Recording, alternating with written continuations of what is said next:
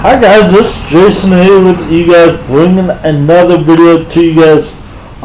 We're gonna chat about the Bowling Green Oregon game last night from Austin Stadium. Oregon came away with the victory, 58 to 24. It did not start good for Oregon. Oregon got down by 10 points. Got down 10-0 to Bowling Green, but Oregon ran off 37 points, scored on every drive in the second quarter to really propel them to a victory of 30 points. In that second quarter, it was 37 to 17 at halftime. Oregon tacked on 14 points. Ugo Amadi with a pick six in that quarter, and Oregon added another 7 in that fourth quarter. Oregon barely covered. 34 points was the margin of victory. They were favored by 33. Over under was 72, and if you hit the over, you had a big payday last night. Justin Herbert, only 10 out of 21, 281. 5 touchdowns and 2 INTs that came in the fourth quarter. I would have said there's at least 4 drops in there. Herbert, mostly of those 21 passes, he hit his wide receivers in the hands about 15 of those passes. Okay, right in their hands, they just got dropped. Herbert made some big NFL throws. One touchdown to Jordan Jones was a 20-yard deep comeback. Not a deep comeback, but a back shoulder throw that he ran in for a touchdown, dragging the guys into the end zone in that second quarter. And when I was really good again throwing the ball. And one off for Herbert. Hey, you got 10 completions, 5 of them go for touchdowns. That's pretty good. Obviously, that's not gonna not gonna go through the whole year by doing that. He did throw 2 interceptions. What I've seen from Herbert, he's obviously not pleased with that. It really looked like the wide receiver just quit on the route on both of them. But knowing Herbert, knowing what I've seen from Herbert, he wants those 2 passes back. I know Herbert went out for a series, and Burmeister came in for a series, and Braxton Burmeister couldn't move the ball. I think the next series, Bowling Green scored a touchdown, and Herbert came back in. I'm fine with that. I'm really fine. Once again, it's a new system with three coaches in 3 years. So you want to work on your fundamentals. You want to get better.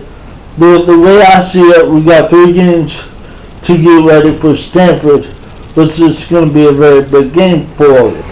On the running game, it's really going to be a running back by committee.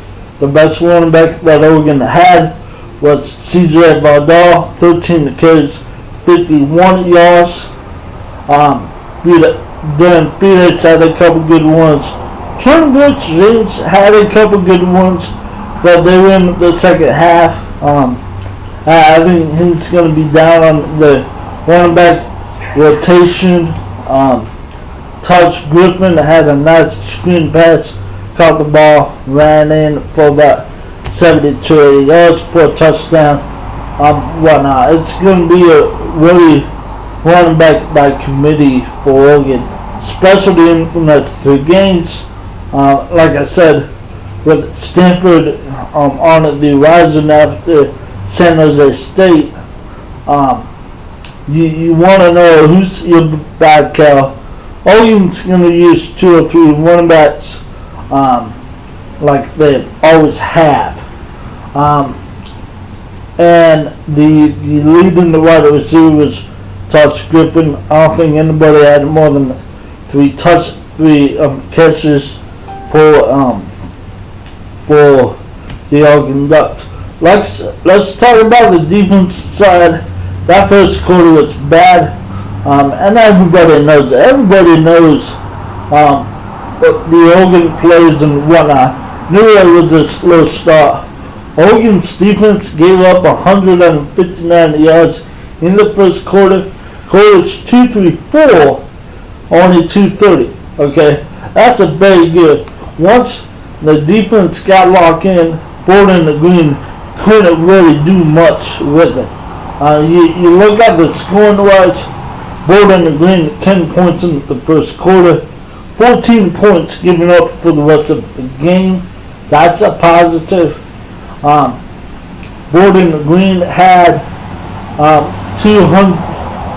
136 rush yards, but that was on 50 carries, okay, and 2.7 yards per rush. If you get 2.7 yards per rush throughout the year, you're gonna be okay in this league. I watched that Stanford game. Russ Love didn't really run the ball, and that was against Mountain West defense. Okay, I think he finished with 40 yards on Friday night. Not really too sure, but the worry and the concern for me, maybe going forward, Miller did have 13 catches, 1 assist. One wide receiver, the Falcons quarterback Dodds had 22 completions, and 15 of them went to one guy. And that's a little concerning for me, but I think it's going to be fixed. What I've been noticing, and Chris DeBar has coached 2 games for Oregon and whatnot. I don't like the slow starts. Okay, you're down 10-0 to Bowling Green. That's pretty much being down 21 to a good team. Okay, like with the Stanford and the Washington and whatnot. Watching the games throughout the Pac-12, I think all the Pac-12 teams at some point looked vulnerable. Arizona State looked amazing, but they played Texas, San Antonio, so I can't really judge them real quick. It's week 1. Everybody at some point looks vulnerable. Like I said, another good thing for Oregon, only 3 penalties.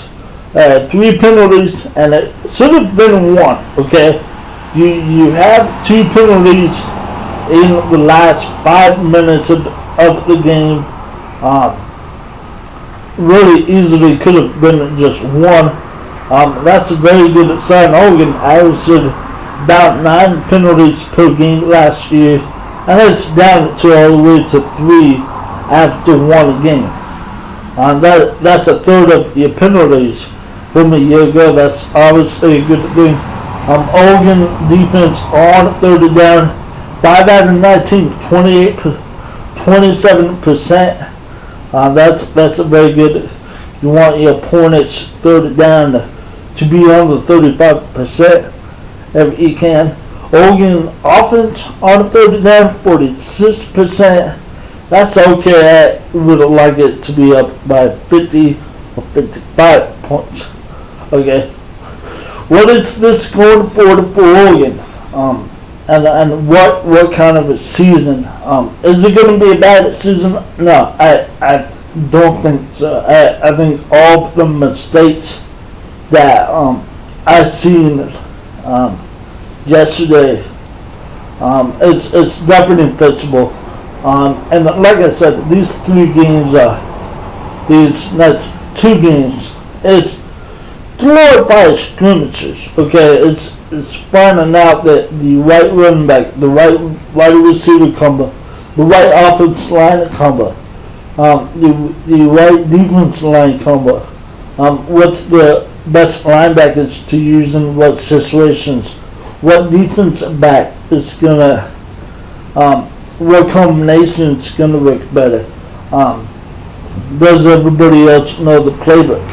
Okay, when you play lesser teams, lesser opponents, and let's be honest, Portland State coming up, San Jose State coming up, the lesser opponents, you could really find out and whatnot and work on some things. I expect Oregon to get better and better with Portland State to come up. Like I said, you will experiment with players next week. Then against San Jose State, you will probably fine-tune your 2 deep per se.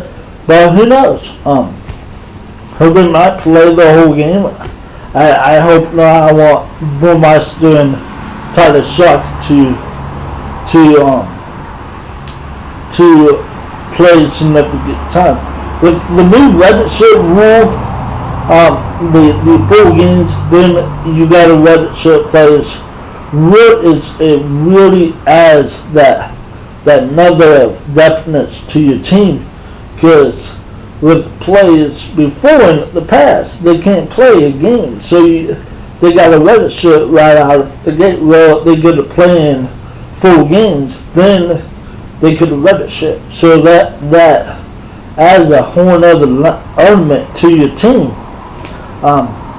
I know people are gonna say, well, you gave up 398 to Bowling Green. That's not good. But the way I look at it, okay, it's a 460-minute game. At points of that game, Oregon looked dominant. Okay, and that's what I like to see. Oregon scored 5 or 6 straight drives. And outside of that first quarter, they gave up 7 in the second, 3rd in the fourth, 7 in the third, and none in the fourth. So at times Oregon did look dominant. So that's another good thing moving forward. Up next for Bowling Green, it's Maryland. Maryland just came off of another victory against Texas yesterday. That's going to be a good game for them. Bowling Green, at times, they could have moved the ball. Let's see if they could do that with Maryland. And for Oregon, they played Portland State.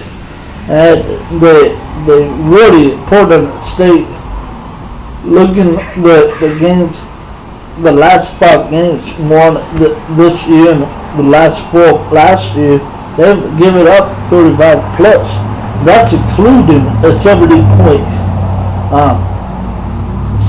points that they gave up against Nevada last week. Last weekend. Like I said, what does this mean for Oregon? If they get better and continue to get better throughout the week and throughout the year, I think Oregon will be in a good place. Are they going to contend for Pac-12 North title? No. They're not going to contend for a Pac-12 title, but they could really have some influence on who wins the Pac-12 title. Okay, I'm not saying that they're going to beat them, but Washington and Stanford both comes to Eugene. I'm not saying that they beat both of them, but I'm having a feeling that they're going to at least beat one of them, or one of them is a close game, and whatnot. Whenever you have 3 coaches in the 3 years, it's gonna take time. Okay, Um, I would say Cristobal offense is a lot different than the Tigers offense, and it's a lot different than Helfrich's offense. Yes, it's the same vertical stuff, but Cristobal's at the pistol set, whatever pistol set, doubles, tied in the trips, wing it back, whatever, whatnot. And Herbert has never played in the pistol since this year. But like I said, Oregon should get better throughout the year. It should be a very good team. I don't think that they're going to get blown out at any point of the season. And it's just week 1, week 2. It's just around the corner. So once again, this has been Jason, and have a great day. And go Ducks!